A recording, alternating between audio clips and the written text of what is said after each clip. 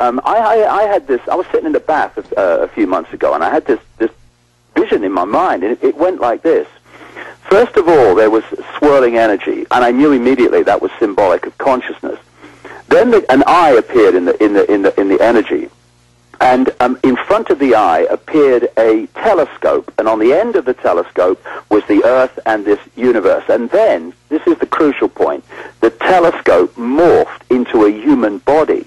And what the human body is, it's like, well, it is a biological computer, but what it does... It's your narrowly focused consciousness. It locks us into a certain frequency range of reality, which scientists call visible light. People think when they look out of their eyes that they're seeing everything that exists in the space they're looking at. They are not. They are looking at a tiny, tiny frequency range of the mass and matter that mainstream science says exists in this universe, and there's a lot more than they've discovered yet.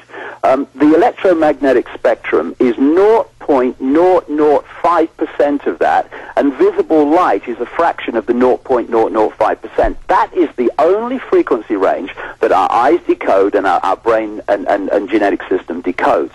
And sharing the same space as this, if you like, television station, which we call physical reality, or endless other realities, just like in the space that I'm sitting here now. All the radio and television stations broadcasting to California are in the space that I'm occupying. They're not interfering with each other. They're not aware of each other unless they're really close on the dial, but they're sharing the same space. And we are experiencing a frequency range which we decode into this reality, and the physical body, the body computer, locks us into that frequency range. So when we leave the body, and these near-death experiences experience this, we leave that limitation, that focus, that television station, and suddenly we expand to the full magnitude of who we are.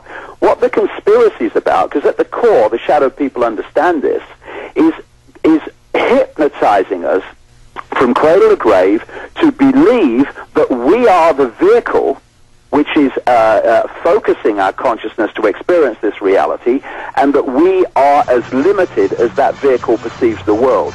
That is how you can turn humanity, infinite consciousness, in infinite expressions, into a herd of sheep. When we break that understanding, when we move our point of observation from I am Chuck Jones, I have no power, to I am infinite consciousness, having an experience, and I can take that understanding, that power, and I can change this reality because I know David, we got a break. The genius that I am. David, we have to break right now. We're going to talk behind the scenes. David? Is David there? Yes, mate. Yeah, sorry, we had to go to break. We're on we're on satellites, so we had to break. Let's come back. I don't know how you keep up with all these different bits, Alex. No, you're doing a great job. It's easy. It's the same every day. We're going to. I mean, I figure this: if we're going out on AM and FM dial and shortwave and satellite and all this, there needs to be breaks for the stations. Sure. But if I'm here and we've got limited time and we have millions watching on the internet, hundreds of thousands right now, but over time, millions, why not in space and time not waste that time because this is passed on? I mean, talking about reality, look at cyberspace. It is a real reality now of data, and it's taking our life experiences and our interface, and it is saving that through the space-time continuum, and then it interfaces with this plane of existence. And, Alex, that's a very important point. If you want to bring that up, because the internet is such a mirror of our reality, full enough. Well, certainly, and I don't think some of the listeners may realize that you're talking about mathematics by mainline physicists and quantum mechanics physicists. You're talking about real information about all these overlaid dimensions, and regardless, take Colonel Craig Roberts, Marine Corps sniper, Army colonel, police officer. He had a surgery for a huge, pound tumor in his stomach, and he died for about 10 minutes on the table. Right. And he literally went through the vortex. He went before, this all-powerful entity, and he was downloaded. And this is the type of guy. He's real conservative and straight-laced. Right. This happened in the late 90s. He was downloaded all this information, just like you described it back in the early 90s. And it was literally just beamed into him, and then this quote, guardian angel, this other thing that had always been there recording everything, it said, no, I'm now going to take you back so you can tell people, and that's that same story over and over again in other cultures throughout times, on the Sanskrit and on the, you know, on all the other tablets. I mean, definitely this is a bodysuit. You know, this is a spacesuit for our soul. Exactly. And people, but I found, like the yogis in the East, if people get too deep into this, and then that's all they do, they just sit in a pile of crap on the side of the street in New Delhi, instead of understanding there's a balance between that and then the real manifestation, but taking the confidence of the wider horizons and then putting it into action in this spectrum, a very important reality. We're here for a reason. I think that's key. So I want to speak to that, because I see a lot of mystics in people, you know, who get into the higher levels of humanity, but then never spend any time going out and warning somebody on the street about the New World Order. So here we go.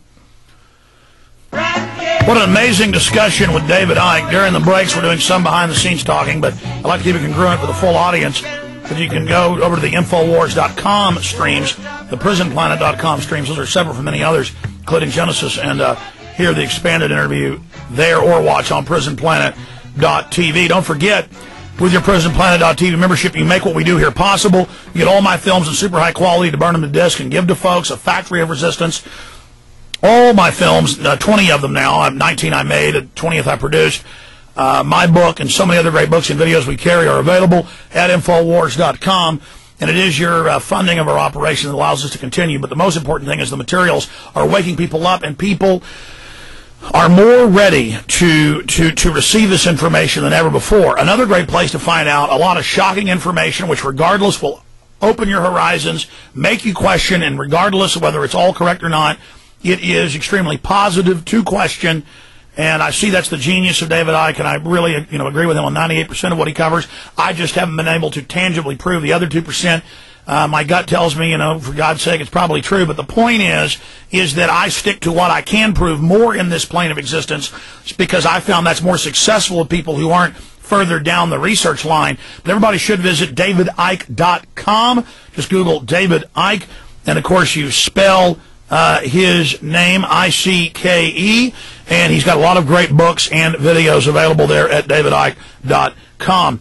Okay, David, we got about 4 minutes till this segment's over. We're already into the second hour. You were getting into the nature of reality when I had to cut you off for the break there, and how we are limited down to just this level of life, but everybody knows in their gut and everything else that there's something more. The sixth sense is proven.